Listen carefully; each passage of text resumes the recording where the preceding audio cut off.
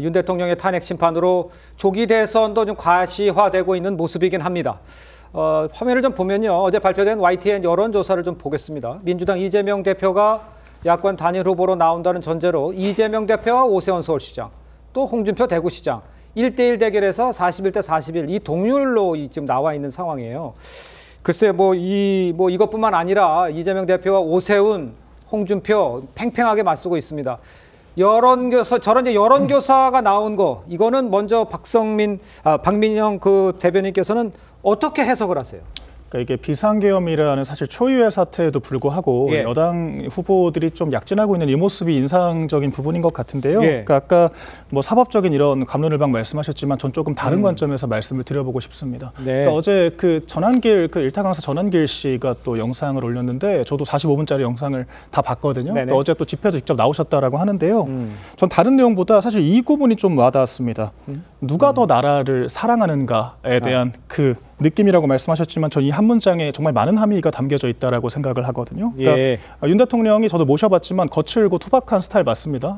그런데 이분이 어떤 일하는 그 동기 그 자체가 나라를 무너뜨려야 한다는 것이 아니라 어쨌거나 행정부를 좀 정상화시켜야 되고 국가와 국민을 위해야 한다는 전 그런 절박감의 발로였다라고 생각을 하거든요. 그런데 사실 지금 국민들이 목도하는 이 민주당의 모습이라는 것이 지난 3년 내내 정말 나라가 망해야만 우리가 집권할 수 있다는 일념으로 이 행정부를 마비시키기 위한 이 일념만으로 달려왔고 심지어는 이 비상계엄이 터져서 모든 국민들이 혼란 속에 있는 이때도 사실 이 권한대행을 선택할 수 있는 권한이 지금 민주당한테 있습니다. 그러니까 왜냐하면 151석만 정족수를 채우면 다 탄핵을 시켜버릴 수가 있기 때문에 지금도 박찬대 원내대표가 최상목 권한대행도 탄핵시킬 수 있다라고 하고 있잖아요. 그런데 이 주도권을 쥔 상황에서도 과연 이 민주당이란 정당은 국가와 국민을 위한 정치를 하고 있나? 아니면 정말 조기 대선을 앞당겨서 권력을 창출해야 한다는 야욕만을 가지고 있는가? 사실 이런 부분에 대해서 국민들께서 평가를 하시는 것 같습니다. 그렇기 때문에 이 시발점은 윤 대통령의 잘못으로부터 비롯됐지만 지금에 와서는 과연 이 정권을 재창출한다라고 했을 때, 다시 만든다라고 했을 때 어느 당에 힘을 실어줘야 될까? 저는 이런 판단들이 작용하는 것 같습니다. 그러한 판단들이 작용해서 저렇게 붙어있는 지지율이 나왔다 이렇게 이야기를 해주셨는데 조기현 변호사께서는 어떻게 보세요? 최근의 여론조사의 결과 또 추이에 민주당은 긴장해야 된다는 건 당연하다고 보는데요. 저는 지금 박민영 대변인님의 그런 분석에는 동의하지 않습니다. 만약 말씀대로 나라가 망해야 된다는 생각으로 민주당의 국정에 그런 방식으로 해왔다고 하면 총선에서 야권의 192석이 어떻게 나왔겠습니까? 그리고 대통령이 비상계엄 전까지 역대 최저 지지율로 나왔던 이유는 뭐겠습니까? 이제 이런 부분에 대한 완전한 오판, 그러니까 할 수 없는 비상계엄을 통해서 이 정치적 위기를 극복하려고 했던 이것이 문제인 것이지 민주당의 그런 정치 행태가 문제가 될 수 없고요. 민주당에 대해서 정치적 비판을 계속 해오시지 않았습니까? 그거는 정치로 해결했으면 됩니다.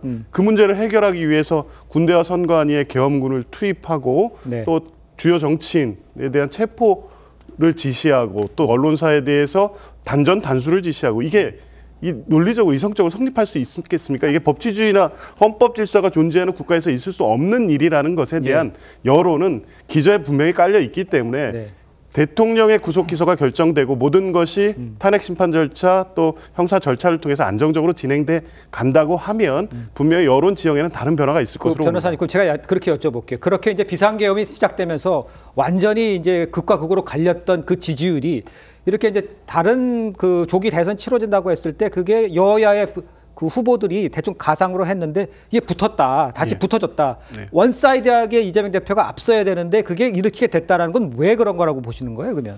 저는 대선이 돼서 대선 실제 조기 대선 국면이 되면 1대1 구도가 됐을 때는 팽팽한 대결이 될 거라는 것은 사실 예측이 가능한 거였는데 지금 다수의 분석은 보수 결집이 먼저 선행적으로 이루어지고 있다. 이게 하나의 요인인 건 분명해 보입니다.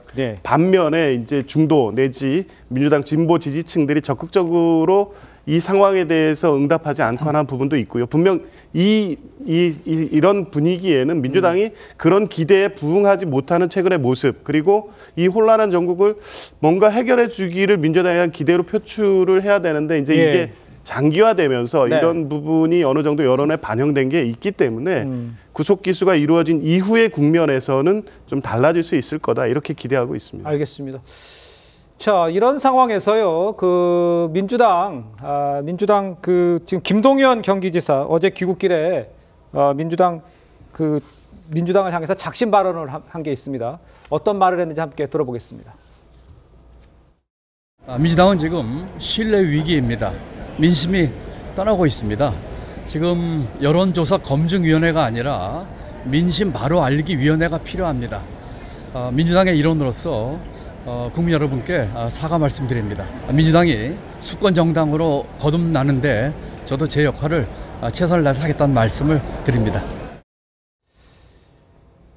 자, 오세훈 시장도 이번 조기 대선에 관해서 글쎄 뭐 한 이야기를 멘트를 한 게 있어요. 그걸 한번 들어보도록 하죠. 한번 들어보도록 하겠습니다.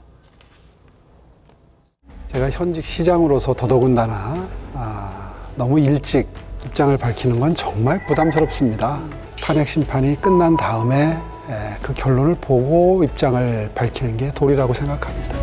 마음 고치신 거 아닌가 싶은데요. 그렇게 보입니까? 예, 검투사의 시대에, 검투사 전성 시대에 검투사가 못 되기 때문인 거죠. 여론조사는요, 많은 분들이 착각하는 게 답변하시는 분들의 비율입니다. 근데 저는 합리 중도 쪽으로 많이 분류가 되지 않습니까? 그분들은 여론조사에 응할 확률도 매우 적습니다. 막상 선거가 본격화되면 제 지지율이 거의 3, 4위에서 갑자기 오르는 경향이 있거든요. 그 성치훈 부의장께는 민주당의 분위기를 좀 여쭤봐야 될 것 같아요. 뭐 양기대 분대 얘기도 있었고, 그 다음에 지금 김동연 지사 얘기도 있었고, 예. 지금 분위기는 글쎄 무슨 일극체자란 비판에 대해서 많이 이야기를 하고 있습니다만 변화나 이런 거에 대한 준비 같은 게 있습니까? 잠룡들이라고 일컬어지는 사람들의.